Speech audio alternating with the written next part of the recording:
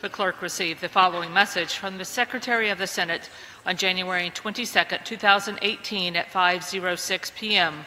that the Senate agreed to the amendment of the House of Representatives to the Senate amendment with an amendment, H.R. 195, that the Senate agreed to Senate Concurrent Resolution 33.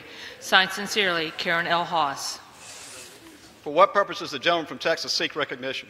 Mr. Speaker, I ask unanimous consent that it be in order at any time to take from the Speaker's table H.R. 195 with the Senate amendment to the House amendment to the Senate amendment thereto, and to consider in the House without intervention of any point of order a motion offered by the Majority Leader or his designee that the House concur in the Senate amendment to the House amendment to the Senate amendment, that the Senate amendment and the motion be considered as read, that the motion be debatable for 10 minutes equally divided and controlled by the Majority Leader and the Minority Leader or their respective designees, and that the previous question be considered as ordered on the motion to its adoption without intervening motion. Without objection, so ordered. For what purpose does the gentleman from California seek recognition? Mr. Speaker, pursuant to the order of the House of today, I call up the bill H.R. 195 with the House amendment to the Senate amendment to the House amendment thereto, and I have a motion at the desk. The clerk will report the title of the bill, designate the Senate amendment to the House amendment to the Senate amendment, and designate the motion. H.R. 195, an act to amend Title 44 United States Code to restrict the distribution of free printed copies of the Federal Register to members of Congress and other officers and employees of the United States and for other purposes. Senate amendment. Motion offered by Mr. McCarthy of California. Pursuant to the order of the House today, the motion shall be debatable for 10 minutes, equally divided and controlled by the Majority Leader and Minority Leader or their respective designees. The gentleman from California, Mr. McCarthy, and the gentleman from Maryland, Mr. Hoyer, each will control 5 minutes. The Chair recognizes the gentleman from California. Mr. Speaker, I yield myself 4 minutes. The gentleman is recognized. Mr. Speaker, for 3 days the nation has watched as tens of thousands of federal employees were forced to stay home. As our men and women in uniform went without pay, as opioid treatment centers got cut off, and as parents faced the harrowing prospect that their children would lose their health insurance. The American people never wanted this to happen. Republicans in the Congress did not want this to happen, and we did everything in our power to make sure this didn't happen. The House passed a clean bill. A bipartisan majority in the Senate voted to pass that clean bill, but Senate Democrats shut it down. We were told it was about immigration, but Republicans always said that we would sit at the table.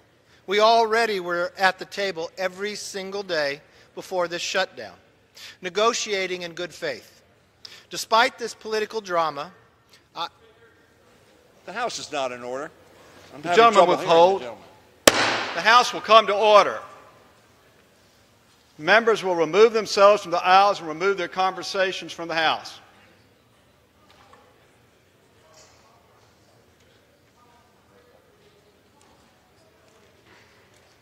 The House will come to order. Members will remove their conversations from the House and clear the aisles.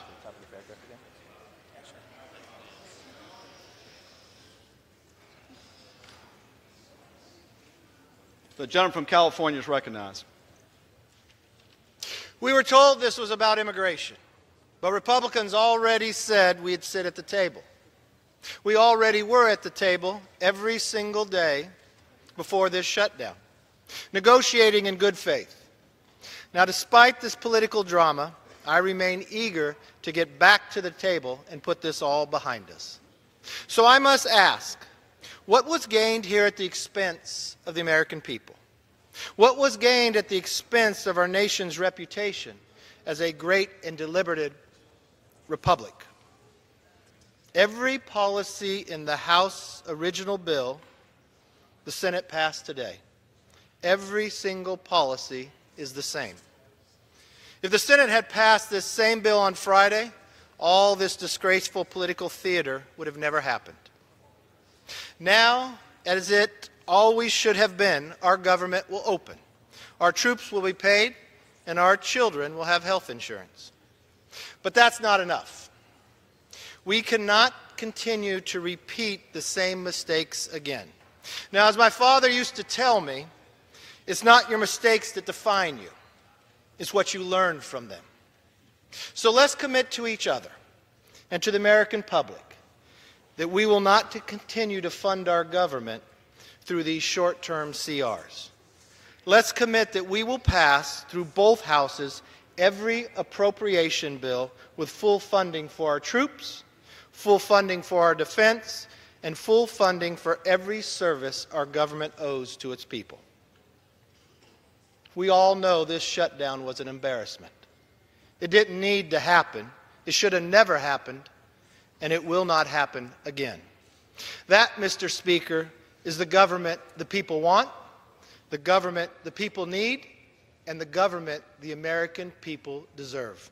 I reserve the balance of my time. The gentleman reserves the balance of his time. The gentleman from Maryland is recognized. Mr. Speaker, I yield myself 3 minutes and 30 seconds. The gentleman is recognized for 3 minutes and 30 seconds. Mr. Speaker, as I said this morning, the reason why the government shut down is because the Republican majority has failed to fund the government. They have the majority of the House, the majority of the Senate, and the presidency of the United States. And with all due respect to my friend, the majority leader, 5 previous shutdowns were purposefully perpetrated by my Republican friends, the last for 16 days. The continuing resolution on the floor today reflects that failure. It does not, 9 months after we should have been done, establish the level of spending for this fiscal year. 9 months late. As a result, another continuing resolution may be inevitable. And in this resolution, we will extend the harmful effects of another CR to both defense and non-defense agencies for another 17 days. That means the Congress will be more than 4 whole months into the fiscal year without a budget agreement. This is dangerous, Mr. Speaker, both to our military and to our civilian agencies, each of which require budget certainty. Before February 8th, Republicans must work with Democrats to resolve the issues at hand. This means working together to lift the budget caps in accordance with the principle of parity, which Speaker Ryan agreed to over the past 4 years and should continue to today and in the future.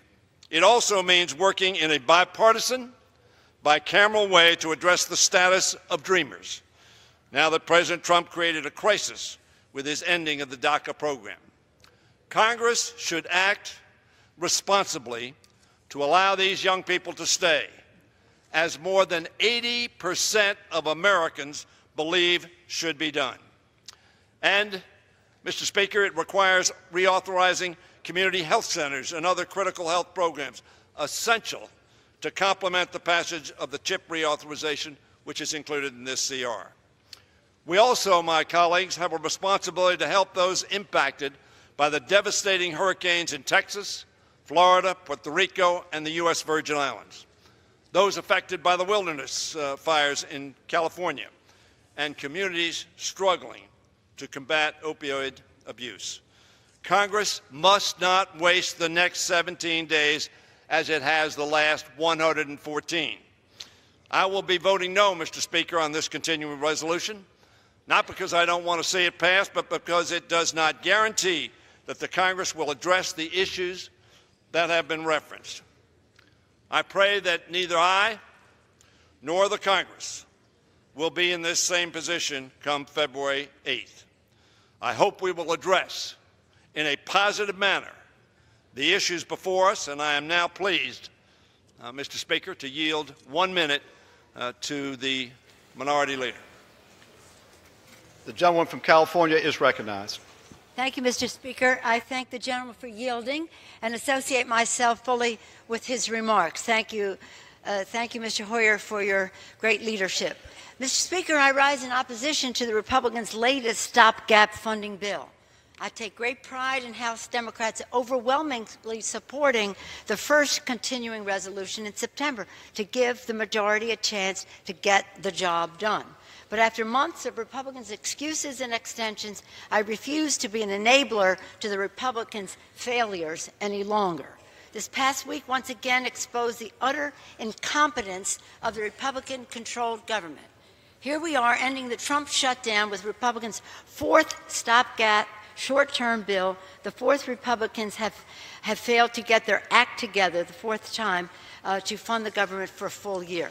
In August, Defense Secretary Mattis has asked what would be an effect of another stopgap short-term spending bill on the military. The gentleman is correct. The gentlewoman will withhold. The House should be in I'm order. confining myself to my notes to be brief. In August, The gentlewoman withhold. The gentlewoman withhold. The House shall come to order. Remove your conversation from the House and keep the aisles open. The gentlewoman will resume. Thank you, Mr. Speaker. In August, Defense Secretary Mattis was asked what would be the effect of another stopgap short-term spending bill on the military. You all know he replied, "It just creates unpredictability," he said. "It makes us rigid. We cannot deal with new and revealing threats. We know our enemies are not standing still, so it's about as unwise as can be." I'll submit other statements for the record to that effect from the Navy Secretary, etc. Now the Trump shutdown will end, but Republicans' wasteful incompetence continues. There's a dark cloud over the Capitol, Mr. Speaker, the deficit-exploding GOP tax scam, which has added nearly $2 trillion to the national debt. Republicans have made their choice. Tax breaks for corporations and the wealthiest are more important than certainty for our military. Republicans control the House, the Senate, the White House. They control what bills we vote on in Congress. We could have brought up a long-term bill long before now. We have placed our suggestions on the table as to what would be on the domestic side of that. Resources for opioid epidemic that kills 94 people every day in our country, funding for veterans' infrastructure and services, saving millions of Americans' pensions in crisis today, for funding community health centers and life-saving research at the NIH, for child care for hardworking parents, for protecting patriotic young dreamers. And as our distinguished leader, Whip, said earlier, making sure we have the resources for those affected by hurricanes, for fires, and especially our folks in Puerto Rico and the Virgin Islands. I'm going to submit some of that for the record. Because of the Republican majority's weakness, we still do not have a long-term spending bill that funds the military and the domestic investments that keep our America strong. We take an oath of office to protect and defend. Now we have to fund that. We have not delivered strong disaster recovery funding for Puerto Rico, the Virgin Islands, and other victims of hurricanes. Congressional Democrats continue to propose bipartisan solutions, but Republicans refuse to take yes for an answer. We have not yet protected our courageous young dreamers. Not only should we protect them, we should embrace them, value them. We should be grateful for the inspiration they are to America. This is about meeting the needs of the American people. It is also about honoring the values that has made our nation a beacon to the world. Today, we end the Trump shutdown, but it does not diminish our leverage or our determination on the Democratic side to meet the needs of the American people. Democrats are united in our determination to get the job done. We are unified for a better deal, better jobs, better pay, and a better future. I urge a no vote and yield back. The gentlewoman yields back. The gentleman from Maryland is recognized, has 30 seconds remaining. Mr. Speaker and my colleagues, we have 10 1/2 days left before we have another crisis in funding our government. Let us try to use these days. Those are legislative days. We have more calendar days. Let us try to use every one of those days to reach agreement on funding the government so we don't have another CR which all of us believe is bad fiscal policy and substantive policy. I urge us to come together so that we can avoid another crisis like this, address the issues that we know need to be addressed. And I thank the Speaker for the time. Gentleman's time has expired. The gentleman from California is recognized. Mr. Speaker, I yield 1 minute to the Speaker of the House, Paul Ryan. The gentleman from Wisconsin is recognized. Thank you. Cast your hands. Consent to advise and accept my remarks in the House for 1 minute. The gentleman is recognized. I thank the gentleman for yielding. My colleagues, I just want to say a few words about the last couple of days. I know there's great relief that this episode is coming to an end. This shutdown did not need to happen. However brief, it inflicted needless costs on the country. There are no winners here today. I want to make that clear. No winners except perhaps the millions of families who depend on the Children's Health Insurance Program. Soon, the longest reauthorization in the program's history will about to become law. But this is not a moment to pat ourselves on the back, not even close. We very much need to heed the lessons of what just happened here. We need to move forward in good faith, yes, on DACA and immigration, yes, on funding our military so that it gets the resources that our military so badly needs. Let's address these urgent challenges. Finally, I think all of us want to join in thanking the men and women who serve in our armed forces and who serve in our government around the country and around the globe.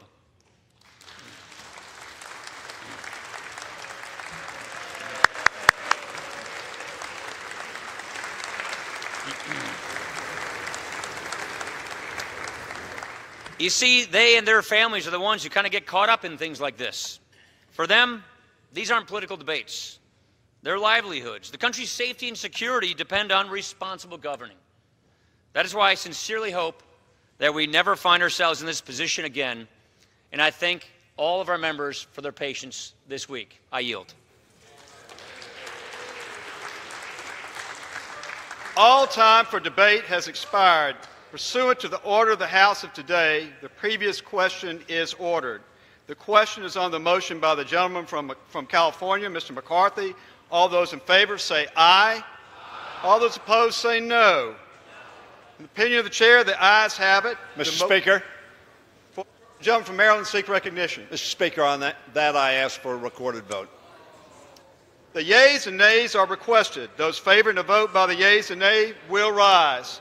A sufficient number having risen, the yeas and nays are ordered. Members will record their votes by electronic device. This is a 15-minute vote.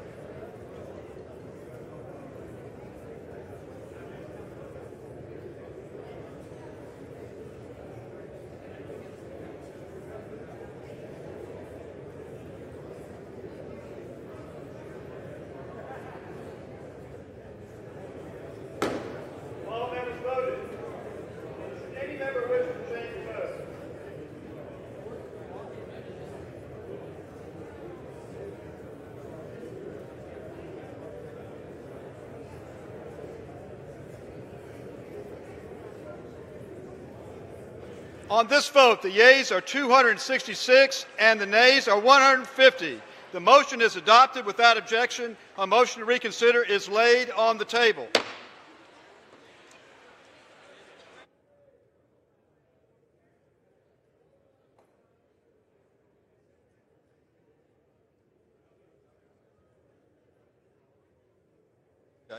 For what purpose does the gentleman from California seek recognition?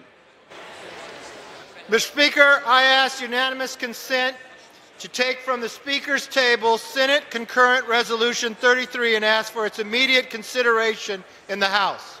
The clerk will report the title of the concurrent resolution. Senate Concurrent Resolution 33, concurrent resolution providing for a correction in the enrollment of H.R. 195. Is there objection to the consideration of the concurrent resolution? Without objection, the concurrent resolution is agreed to, and the motion to reconsider is laid on the table.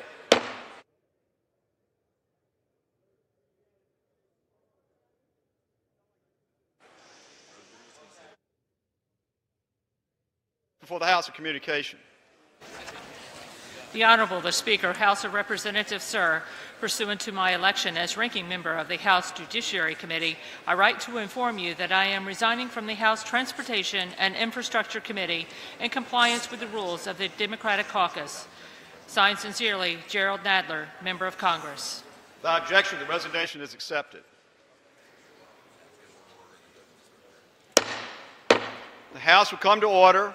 Members will clear the aisles and remove their conversations from the House. The House will come to order.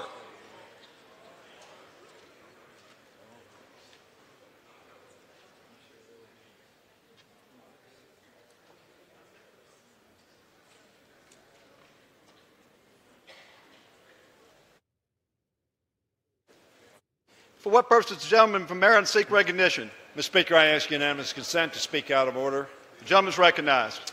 I thank the Speaker, and Mr. Speaker, I yield to my friend, Mr. McCarthy, the Majority Leader.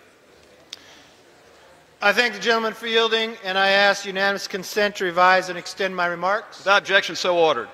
Mr. Speaker, on Monday, the House will meet at noon for morning hour and 2 p.m. for legislative. The House is not in order. Gentleman's correct. House will come to order. Move their conversations from the House and will clear the aisles. The House will come to order.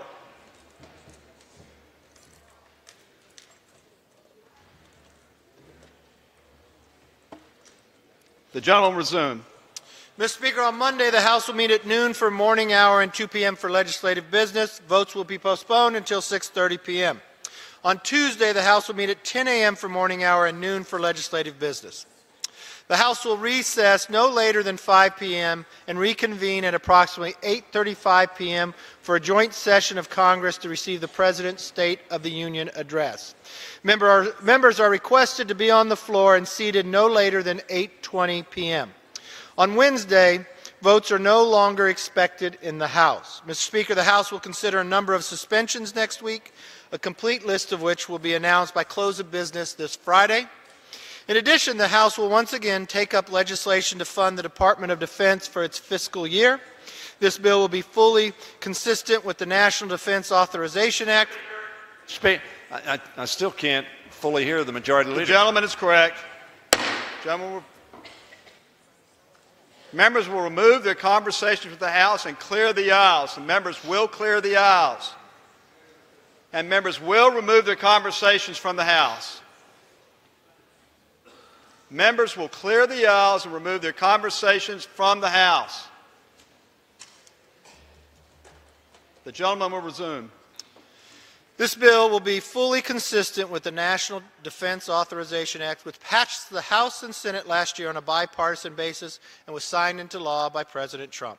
Mr. Speaker, this House has shown that we stand ready to rebuild America's military and give our men and women in uniform the resources they need. I will now encourage our Senate colleagues to do the same. With that, I thank my friend and yield back. I thank the gentleman for that information.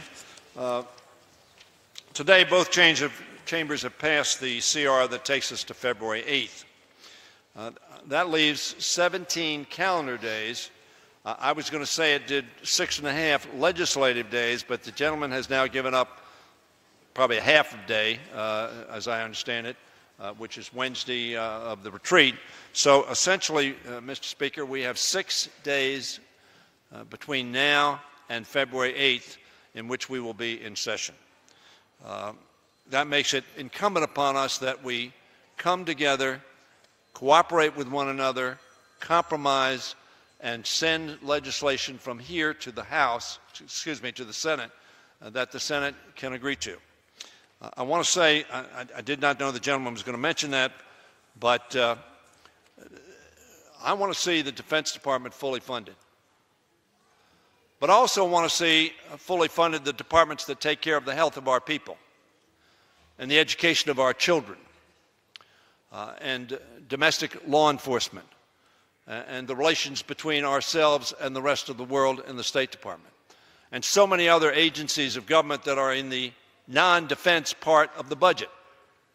So I would tell my friend, I would hope that we would come to agreement very, very shortly on the overall spending levels so that we can pass both defense and non-defense priority issues. And I would say to my friend, all we are asking for in that context, as the gentleman knows, is what we have done over the last 4 years as a result of agreements between Speaker Ryan and Senator Murray. So I would hope that we could proceed on that. Secondly, and this will be, there's so much to bring up, but the second thing I want to mention is clearly one of the issues that we have been so concerned about has been how we're going to treat the dreamers in our country. As the gentleman knows, it's my view, based upon polls that I've read, 85% of Americans essentially agree that we ought not to send those young people, for the most part, out of the country, away from their home to places they do not know, particularly when they're making such a positive contribution to our country. Now, while I said there were some 5.5 days left between now and the 8th, there are 10.5 days, actually I guess now 9.5 days, in which to deal with the issue of the dreamers. The gentleman and I and Senator Cornyn and Senator Durbin have been working. I look forward to working on that, and I hope that we work on it every day, every calendar day that we have available. We won't be in session, but we'll work on that so that we can, in fact, come to an agreement so that those young people who the American people think ought to stay here and continue to be productive citizens, contributing individuals to our country, would be allowed to stay here, given a path to citizenship, and I would hope that we could work toward that end, and I yield to my friend. Well, I thank the gentleman for yielding, and I can't agree with him more. This body has passed all 12 appropriation bills, and we do need a budget agreement. And we make progress once we get that budget agreement. I firmly believe we can fund the rest of this year and next year going forward and what we actually need to get our jobs done. The gentleman is correct. We have met numerous times. I thought they have been very productive meetings dealing with DACA. We've narrowed the scope to 4 areas. I am excited to have the government back open. It also means we can be back at the table to solve this problem. I know we got a short time period. We got a week less after the CR that we just passed, but I believe working together we can get this done. Thank the gentleman for that information. Mr. Speaker, I am hopeful that we can agree on the underlying issue which led to the necessity for a CR and the temporary closing of government. And that is the underlying agreement on what budget numbers will be, what our caps will be, how much discretionary funds we will have to spend both on defense and non-defense. That is at the core. When you fail to do that, you fail to pass appropriation bills, and you therefore have to repair to CRs, which everybody on this floor agrees is bad fiscal policy and should not be the way we do business. Secondly, I appreciate the Majority Leader's leadership and engagement on the issue of solving the problem or the challenge and the opportunity, I should say. Not so much a problem, but an opportunity of dreamers. It is what the President, Mr. Speaker, asked us to do. and hopefully we can, in fact, working in good faith with one another, get that done. Any further? I yield back the balance of my time. Of his time.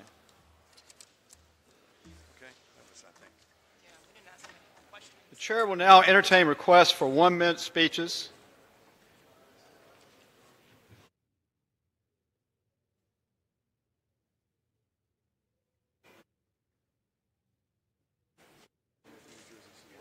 For what purpose does the gentleman from New Jersey seek recognition? Without objection, the gentleman is recognized for 1 minute.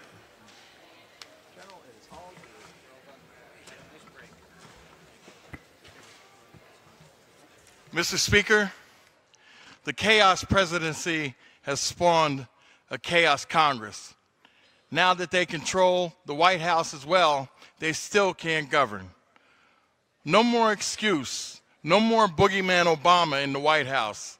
Instead of governing, my esteemed Republican colleagues have spent the last year trying to rip health care away from children and families in order to give their billionaire friends a tax break. That's the only thing that they have accomplished, giving to the rich. Then, at 12:01 Saturday morning, Republicans told the American people that the United States is closed for business. This is the 5th time in 30 years that Republicans have shut down the federal government. It is the first time ever that a single party has controlled the entire federal government, but still refused to keep the country running. Mr. Speaker, let us govern. Let them govern. If my Republican colleagues want to enter into good faith negotiations for a budget that fully funds the federal government and pursues bipartisanship priorities, such as funding community health centers, permanently reauthorizing CHIP, providing disaster relief, and protecting dreamers, then you know where to reach me. And I yield back. So who do we want to go to? For what purpose does the gentlewoman from Florida seek recognition? The gentlewoman without objection is recognized for 1 minute. Mr. Speaker, as a former police chief, I have seen the effects of good government and I've seen the effects of bad government. And what we have seen over the last few days is bad government. But the party in charge of the Senate, House, and White House, the Republican majority, has a responsibility to pass a budget that sustains critical services for the American people. Instead, they passed a $1.5 trillion tax giveaway, chose to ignore critical concerns, and push an anti-immigrant agenda. I have seen the horrible outcomes of trying to make one group of people afraid of another. I've seen the results of ignoring the real dangers to America, like racism, gun violence, poverty, and lack of opportunity. We are a nation of immigrants. As leaders of a pluralistic society, we have a responsibility to build a nation with compassion for people. But this shutdown was about more than immigration. It was about our military, our veterans, our seniors, our children, and adequate disaster relief. Mr. Speaker, I will not support a complete absence of leadership. I will continue to fight for real solutions. Thank you, and I yield back. For what purpose does the gentlewoman from Ohio seek recognition? Without objection, the gentlewoman is recognized for 1 minute. Thank you, Mr. Speaker. I rise today to say that, yes, I support keeping government open. However, I cannot support the continuing resolution that came before this House today. And let me just say to America, I want you to understand it is not about not supporting our military. It has placed us in a position that we have to understand that we need to do both, just as Democrats and Republicans should work together. Because on this continuing resolution, it makes us, yes, give 6 years to CHIP. But what about the community health centers? What good is it to give us CHIP and not support community health centers? What good is it not to support our teaching hospitals? So I say to you, with Republicans in charge of the House, the Senate, and the White House, we could do better. And so today I proudly say to all those women who marched across this nation, I stand with you today because you marched for better health care. You marched that we could have equality and equal treatment, and that is why I proudly cast my vote as a no. Mr. Speaker, I yield back. For what purpose does the gentleman from New Mexico seek recognition? Without objection, the gentleman is recognized for 1 minute. Thank you, Mr. Speaker. I was proud to just cast a yes vote to open the government back up. I would observe that coming into the Capitol tonight, that they had members and staff all kind of in the same car line, so it just barely made it here for that vote. But I've heard all day long that we should be funding the government for the full year, that we should be doing it right. In fact, we in the House have passed all 12 appropriation bills. They are sitting over in the Senate. If the Senate Schumer shutdown was desired not to occur, then all they could do is bring up those full-year funding bills, allow them to come to the floor, and we fund our military, we fund all of the health care, the opioids, and every other single thing. But that would require the Senate Democrats working with the Republicans over there, and we saw 2 days ago that's not going to happen. Today, under duress, it did, but we're still facing the same problem. We need 9 Democrats in the Senate to help the Republicans get to the 60-vote majority. Would yield back, Mr. Speaker. Thank you. Okay. What purpose does the gentleman from California seek recognition?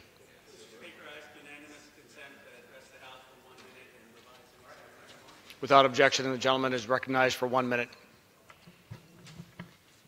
Mr. Speaker, yesterday, thousands marched in every city across America for racial justice, gender equality, and a moral vision of America. Today, we let them down. This was not complicated, what citizens wanted. They wanted a vote, a guaranteed vote in this chamber about whether we would keep our word to the Dreamers, and we failed to deliver. Now, I have no doubt that most Democrats, senators, and congressmen care about the Dreamers staying in this country. But citizens expect more. They want us not just to look at generic poll numbers or battleground districts. They want us to lead with our hearts because they are leading with their hearts. And so the question today, Mr. Speaker, is when will the elected representatives be worthy of the courage of our citizens and the grassroots?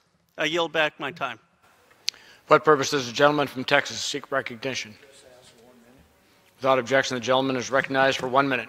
Thank you, Mr. Speaker. Well, we finally had a vote to ensure that the military gets the money that they deserve. They deserve to be paid even better, but they certainly do not deserve to have their funding cut, not holding our military hostage in demands for people that had come into the country illegally. The American public made clear that they did not want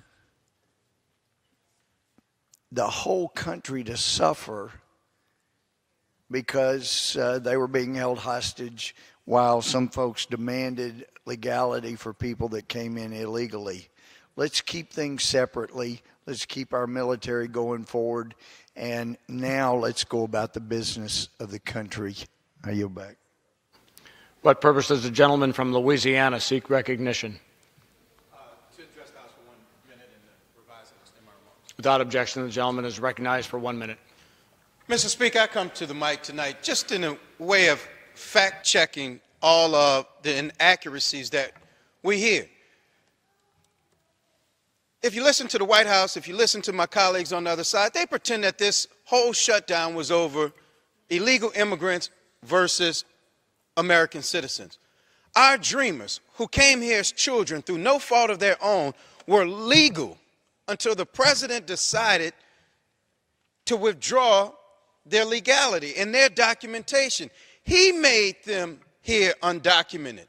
The second part of all of this is they're saying, oh, we're funding our troops. It was General Mattis who said that funding the troops with a continuing resolution was debilitating for our armed services. So there are a lot of things that we hear. But on the House floor, in this United States Congress, the one thing we owe to the American public and to our citizens is the truth, whether it's on our side or whether it's not. The truth is they have well over 230 members. They could pass a budget if they wanted to. And if they would work with both sides, then we could continue to do what the Black Caucus has done since the beginning of time, which is make this country a more perfect union. With that, I yield back. What purpose does the gentleman from West Virginia seek recognition? Speaker Nixon, to address the House for 1 minute and revise and extend my remarks.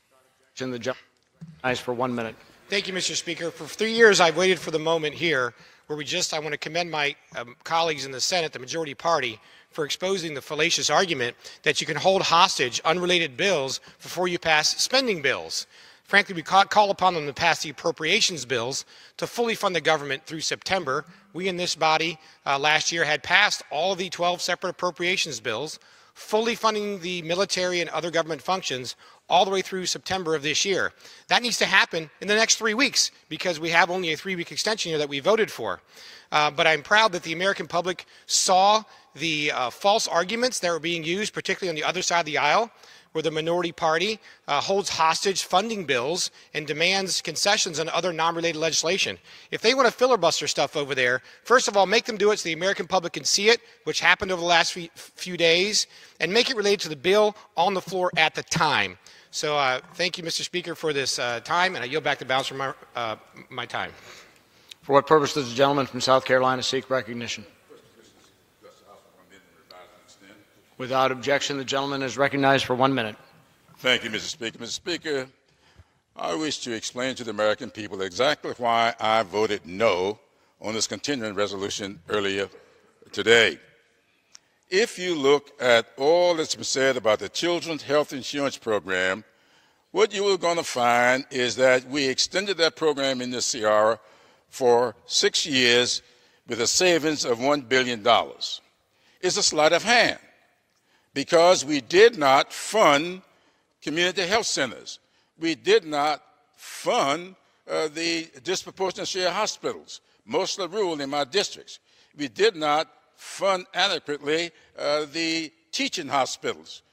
So if we wanted to really be honest with the American people, we could have extended the community health, the Children's Health Insurance Program by permanently and save $6 billion, and would have had enough money in the savings to expand our community health centers, to fund disproportionate share hospitals, and to fund teaching hospitals, that which we did not do, and I voted no. And with that, I'll yield back. What purpose does the gentlelady from Washington seek recognition? To address the unanimous consent to address the House for 1 minute and to revise and extend my remarks. Without objection, the gentlelady is recognized for 1 minute. I am so glad we are now here back with the government open. I've been here these last few days over the weekend with my staff, working hard to make sure that we get our government open and working for its people, for its military families. In fact, today I was over on the Senate floor when the Senate closed its vote in support of reopening our government. So now we can complete the work at hand. This is incredibly important. I just wanted to mention this. You know, I actually also, as a previous speaker talked about being detained in the security lines. I was unavoidably detained in those same security lines, but wanted to come here onto the House floor and make sure that folks know we are here hard at work. We're going to make sure that we move forward from this, and I'm looking forward to addressing the issues at hand and making sure that we get a long-term solution. I'm pleased with the CHIP funding that we were able to put through. This is something we've been working on now for several months. The House has voted in support of this. I've supported it many times now, and as an appropriator, we've gotten these bills funded months ago. I'm looking forward to a permanent solution here so that we can get about doing the people's work. Thank you. What purpose does the gentleman from California seek recognition?